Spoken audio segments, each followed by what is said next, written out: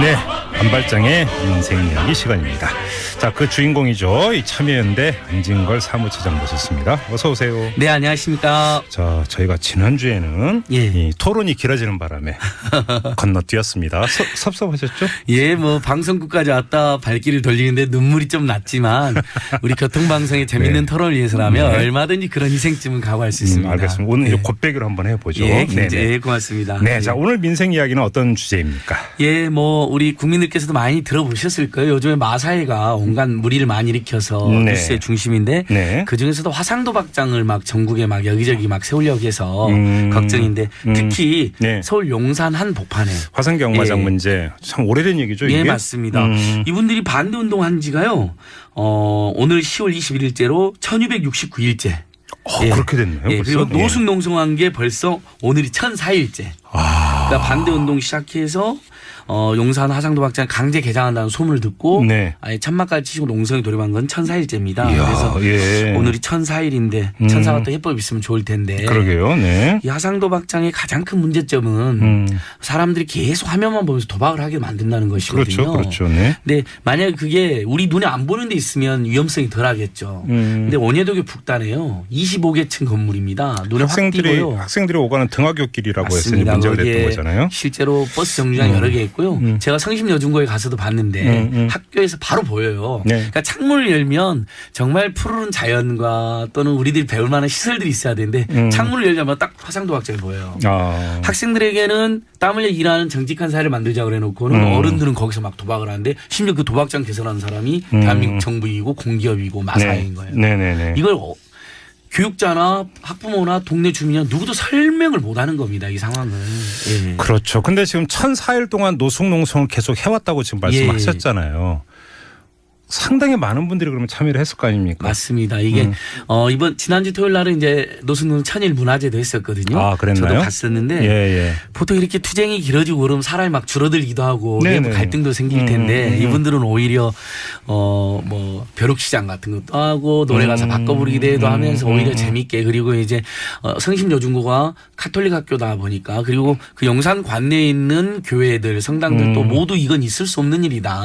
그래서 다 같이 반대를 하고 계세요. 그래서 미사 뭐 기도회 이렇게 계속 하면서 오히려 갈수록 주민들이 숫자가 반대 숫자가 늘어나고 있다 이렇게 보시면 되고 문화제 갔을 때도 박원순 서울시장 동영상도 나오고 파페라 가수 이명준 님이 도박장 절대 안 된다라는 뭐 인증샷도 올리는 것도 나오고 뭐 조현철 신부님 김일옥 수녀님 이런 종견들도 나오고 저도 심지어 가서 노래 가사 바꿔 부르기 그 컨테스트에 참여해서 아차상을 받았습니다. 뭐 부르셨어요? 저기 나는 마사회에서 도박하는 남 나는 도박하다가 배가 망신했대 이렇게 하고 쓰러지는 가사를 불렀습니다. 괜히 노래 시켰습니다.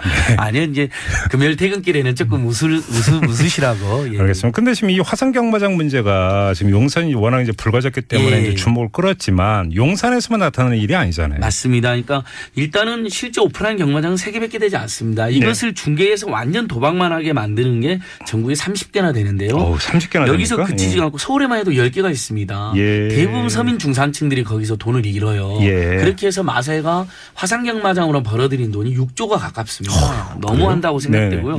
대전 올평동에서는 오히려 주변에 상권까지 망해갖고 난리가 났거든요. 근데 그걸 오히려 면적을 넓히겠다 해서 지금 주민들과 상인들이 반대하고 있고요. 충남, 홍성, 경기도 김포, 파주, 강원도 정선, 서울 오코일, 청주 이런 데서도 계속 화상도박장을 늘리겠다고 하니까 지역 주민과 상인들이 다 같이 반대하고 특히 교육자나 성직자들이 도저히 있을 수 없다 이런 상황입니다. 그래서 근데 이게 지금 이제 제가 알고 있기로는 그 학교 정문 앞에서부터 몇 미터 안에는 어떤 시설은 들어설 수 없다 이런 규정이 있지 않습니까? 학교보건법이 있습니다. 그래서 200m 내에는 못 들어오는데 이 용산 성심여중고만 해도 한 215m쯤이에요. 그럼 15m 차이로 이런 겁니까? 그렇습니다. 그러니까 전형적인 편법이죠. 농림부한테도 이게 아마 문제가 될 것 같으니까 농림부에 낸 보고서를 보면 2가지 거짓말을 합니다. 마사회가. 한 350m쯤 떨어졌다고 거짓말을 했고요. 그다음에 민원 발생 가능성이 전무하다 했는데 근데 지금 4년째 이 주민들 가열차에 투쟁하고 계시잖아요. 농성하고 계시고 오히려 숫자가 늘어나고 있고 민원이 엄청나게 발생한 거거든요. 그 사이에 그래서 국민권익위원회도 폐쇄하거나 이전에라는 공고를 했었고요. 서울시장, 뭐 용산구 국회의원, 진영의원, 뭐 다 뭐 서울시 교육청 교육감 뭐 할 것 너나 할 것 없이 이건 말이 안 된다. 도시만복판 학교 주변에 주택가 주변에. 근데 마사회가 힘이 센가 봅니다. 누구의 말도 듣지 않고 있어요. 예. 그럼 이게 마사회 힘이 센 게 혹시 그 현명관 마사회장 때문입니까? 역시 예리하시네요. 뭐 마사회라는 기관 자체도 힘이 세다는 평가를 받았지만 왜냐하면 돈을 많이 버니까. 근데 지금의 수장이 이제 현명관 마사회장 뭐 예전에 제주 지역에 뭐 한나라당 제주도지사 후보 경선에 나온 적이 있었고 지금도 박근혜 대통령의 최측근으로 뽑히는 분이잖아요. 비서실장 후보로도 항상 거론되는 분인데 이분이 마사회장 하면서 도덕이는 힘이 세진 것 같습니다. 그 지역구에 진영훈이라고 하면 보건복지부 장관까지 하신 분이잖아요. 네, 지금 더민주로 가 있긴 하죠. 네네. 이분이 나서서 그렇게 안 된다라고 이야기했고 서울시장은 한 10번 가까이 여기로 왔어요. 조희연 교육감도 여기를 한 5번 왔습니다. 그다음에 용산구의회 용산구청, 서울시의 서울시청, 서울시교육청.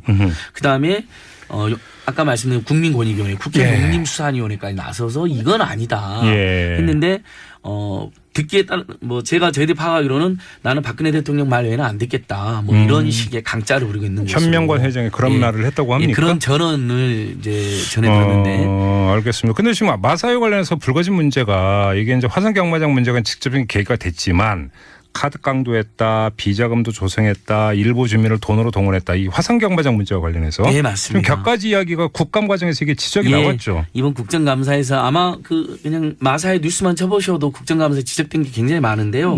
특히 작년에 이제 반대하는 주민들이 그 열경 워낙 뜨거우니까 마사회에서 카드깡 해가지고요. 비자금을 만듭니다. 그러니까 뭐 한 100만 원 쓸 돈을 뭐 500만 원 썼다고 거짓말 한 다음에 400만 원을 돌려받은 다음에 그걸로 주민들을 1인당 10만 원씩 줘가지고 뭐 찬성 집회에 동원했다든지 또는 경비업체를 사복을 입혀가지고 마치 주민인 것처럼 찬성 집회에 동원하고 반대 집회장에 오신 조희영 교육감이나 뭐 저희들 같은 사람한테 막 위협을 하게 했다든지 이런 일들이 다 사실로 밝혀져서 경찰이 정식으로 검찰에 기소 의견으로 송치를 한 상태입니다. 그런데 지금 우리는 이제 화성경마장이라고 부르고 있고 이제 조금 전에 이제 안진걸 사무처장은 이제 화성도박장이라고 규정을 하지 않았습니까? 근데 지금 마사회는 이걸 레저 시설이다 이렇게 주장을 하고 있다면서요. 화성경마 조금만 아는 사람은 이걸 레저라고 그러면 다 웃고요. 심지어는 원수를 망하게 하려거든 화성경마장을 소개하라고 하는 끔찍한 말이 있을 정도입니다. 그러니까 미운 사람 원수. 원수.